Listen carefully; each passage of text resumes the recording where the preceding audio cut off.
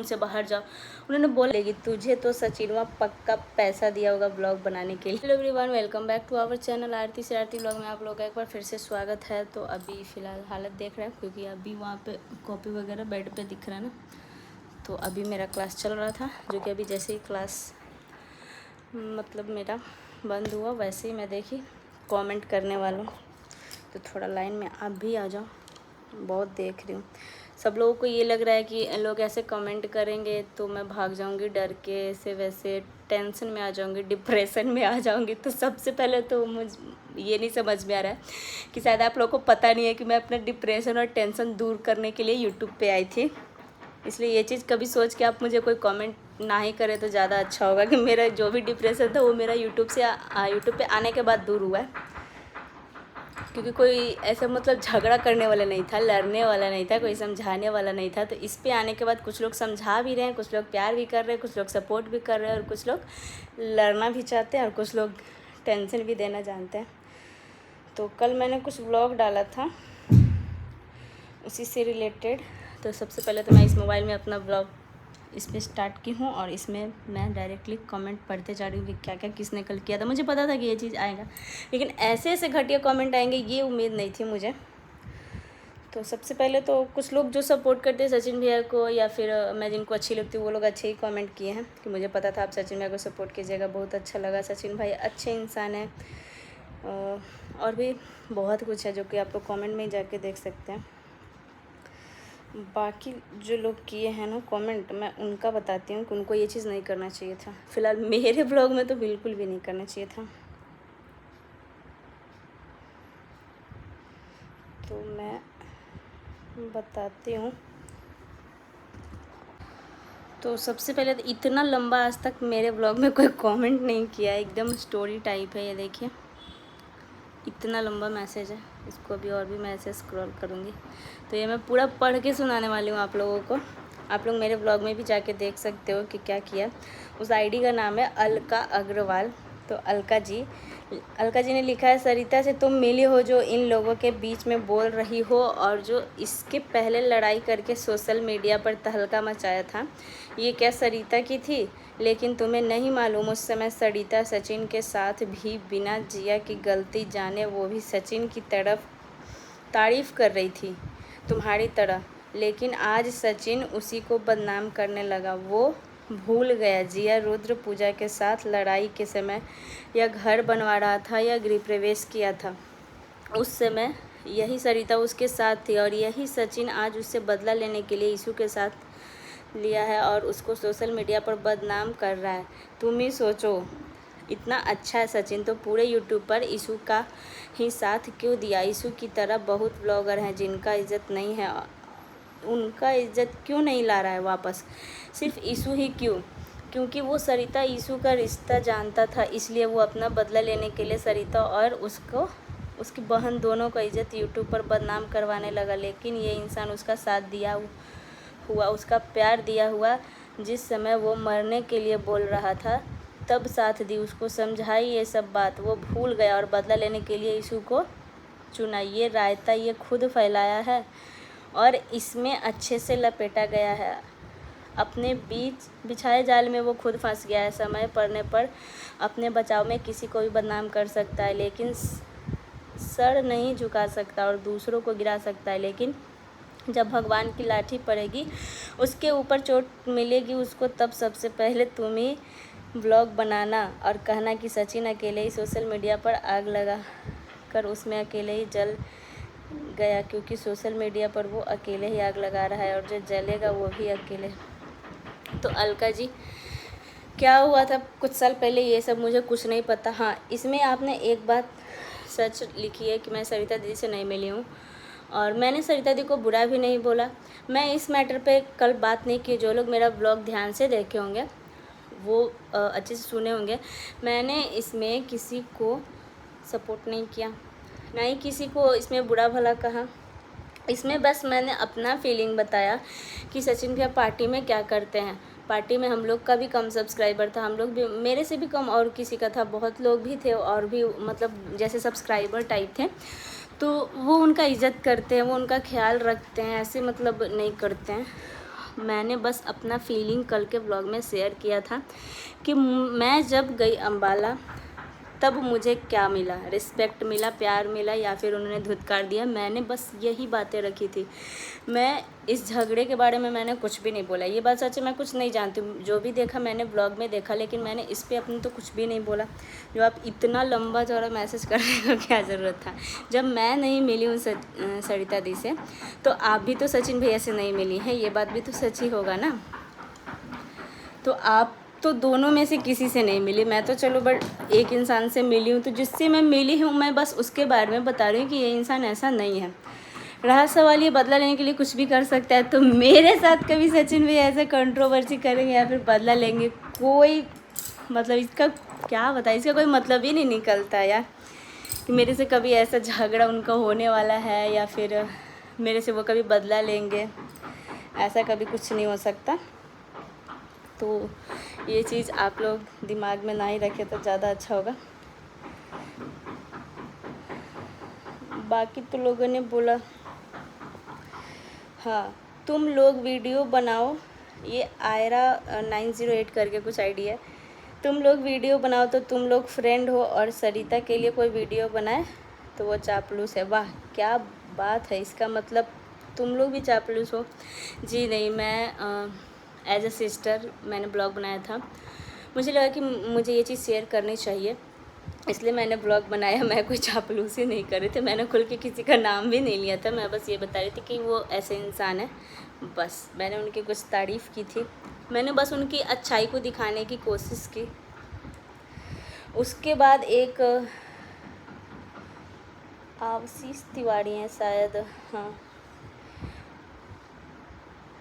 तो इन्होंने लिखा है तू क्या बोलेगी। सबसे पहले तो मैं बताती हूँ कि सोशल मीडिया पे आते ही पता नहीं सब लोग को क्या हो जाता है। ये तो आपके संस्कार बता रहे हैं कि आप क्या हैं।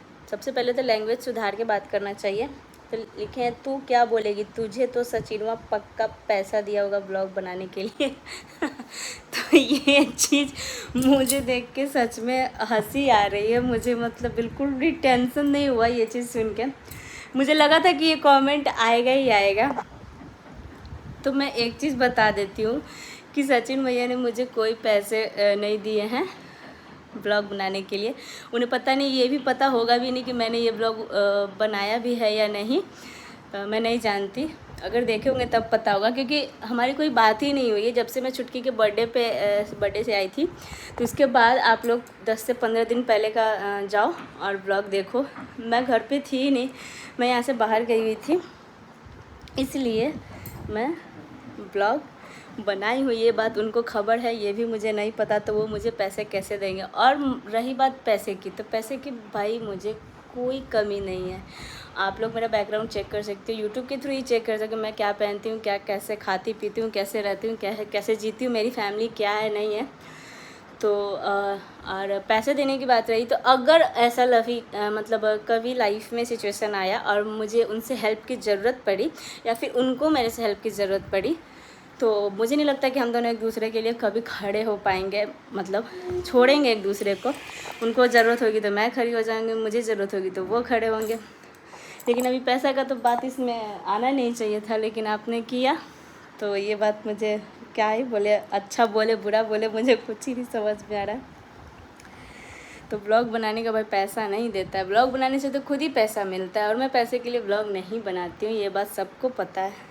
जिस चीज़ के लिए बनाती हूँ मेरे जो रियल व्यूअर्स हैं उनको पता है। फिर उसके बाद रिंकी त्रिपाठी जी बोलती हैं सचिन का सबसे लड़ाई होता है, वो फैमिली का है ना बीवी का है। उसकी गंदी हरकतों से मनीषा डिप्रेस्ड है, ब्लाइंड मत हो जाओ सचिन के लिए। तो सबसे पहले मैं ये बताती हूँ कि फैमिली मैटर जो आप लोग बोल रहे हैं, हर किसी के फैमिली में होते हैं झगड़े। फ़र्क इतना है कि उन्होंने सोशल मीडिया पे शेयर किया, वो क्यों शेयर किया, आपको फैमिली समझ के शेयर किया, अपने व्यूवर्स को वो फैमिली मानते हैं, इस वजह से वो हर चीज़ दिखा देते हैं।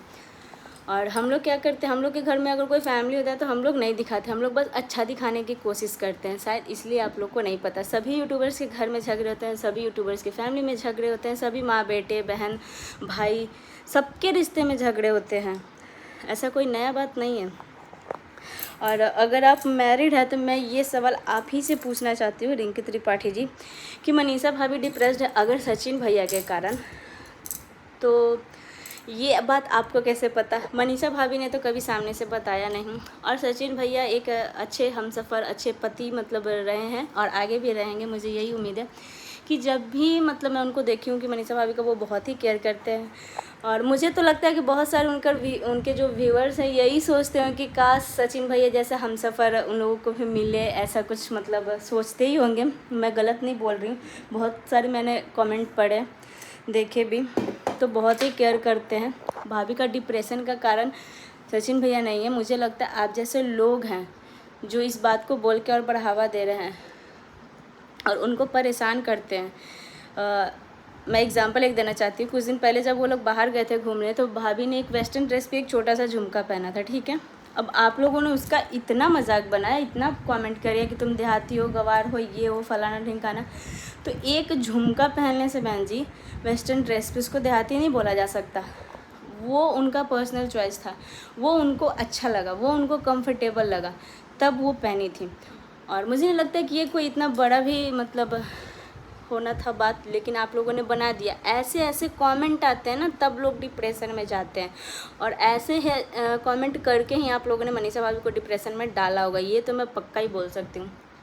अगर आप लोग के हिसाब से अगर कोई यूट्यूबर कपड़े पहने, आपके हिसाब से जिए, तो वो अच्छा है, वो मॉडर्न है। और अगर अपने हिसाब से अगर वो कुछ पहने, तो आप लोग उसको देहाती बोलोगे, उसको गवार बोलोगे। तो ये चीज़ बिल्कुल भी सही नहीं है।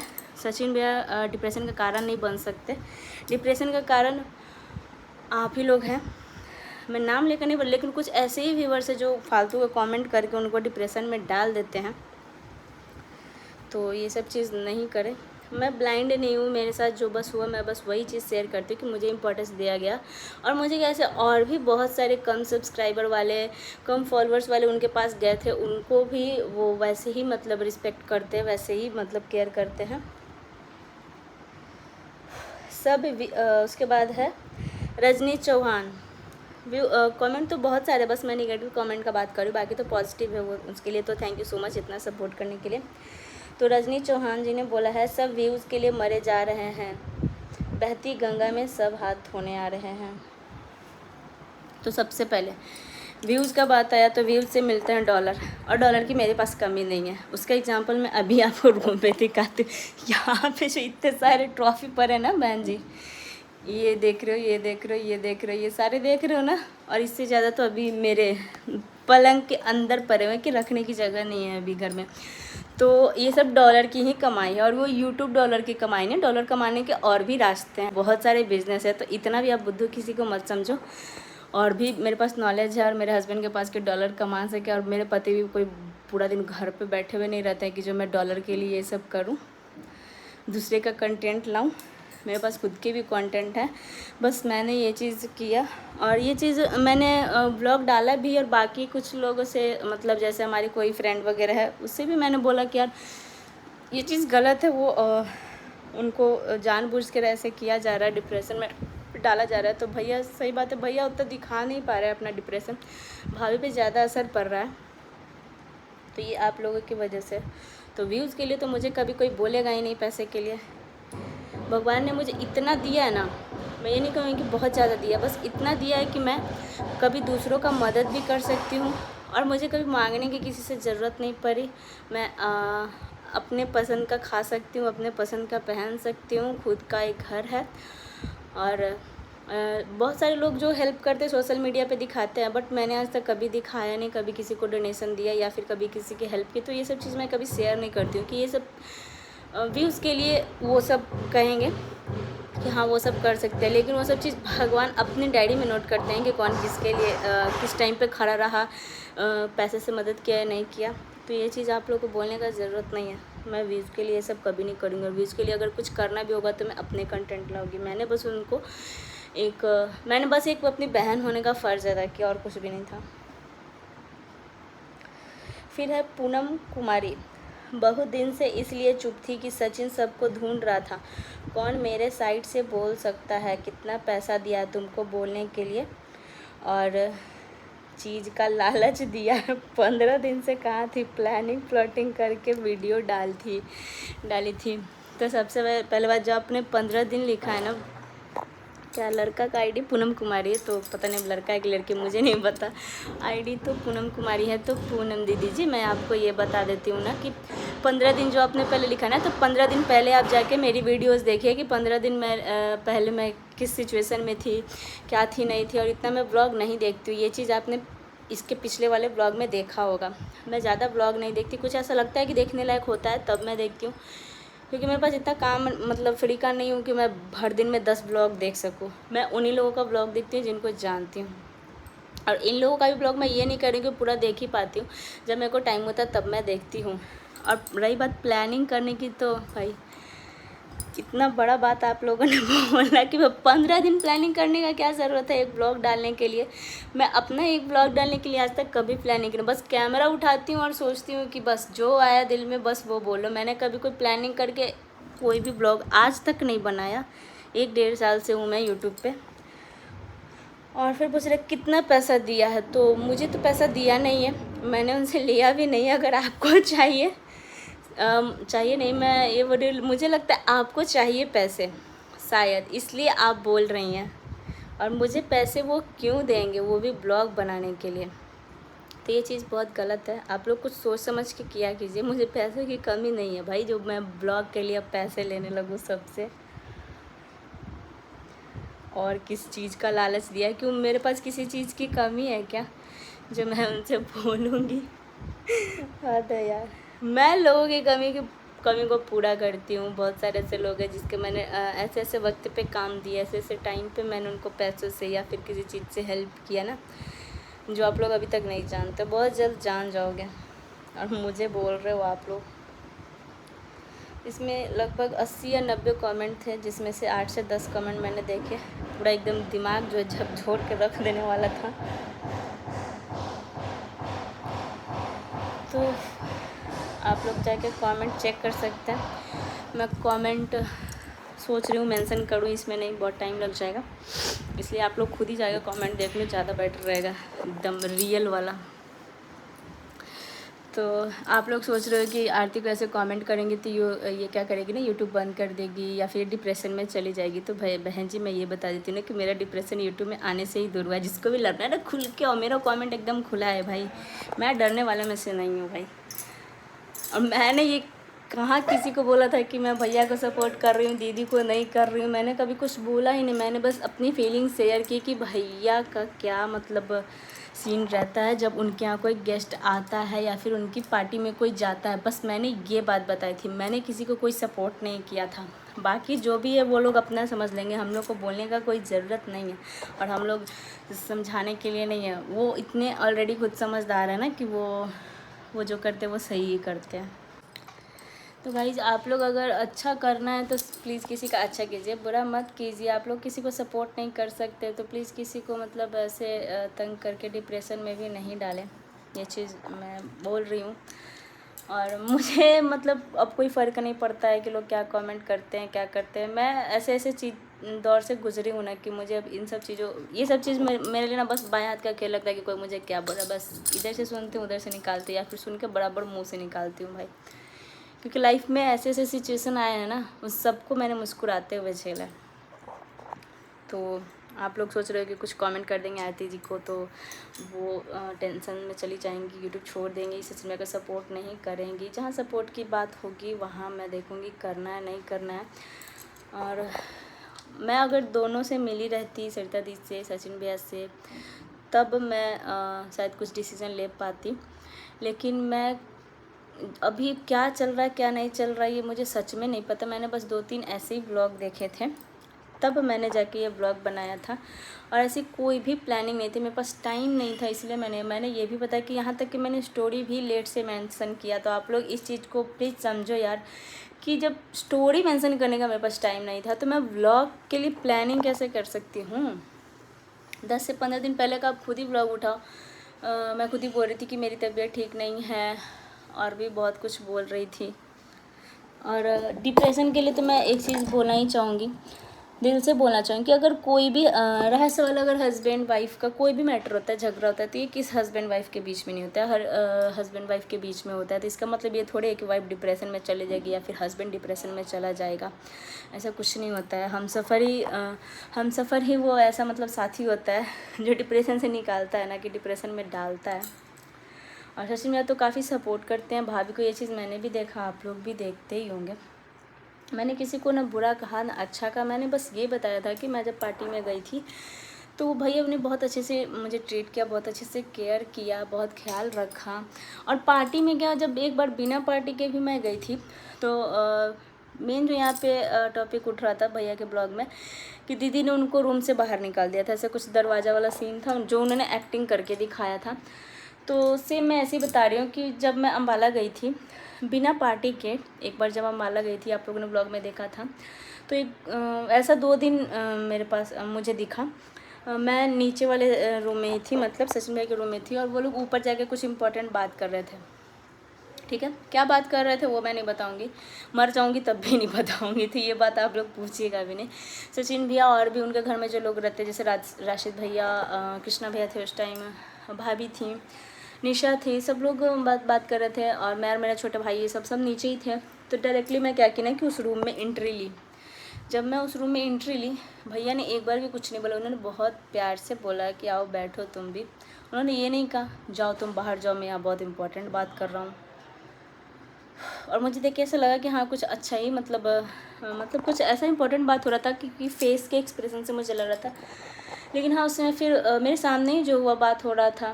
एक बार और ऐसे वो अपने घर के मैटर में बात कर रहे थे, और मैं वहीं बेड पे बैठ के रो भी रही थी। शायद सचिन भी अगर ये ब्लॉग देख रहे होंगे तो पता होगा, वहाँ पे भी मैं मतलब अचानक से ही गई थी।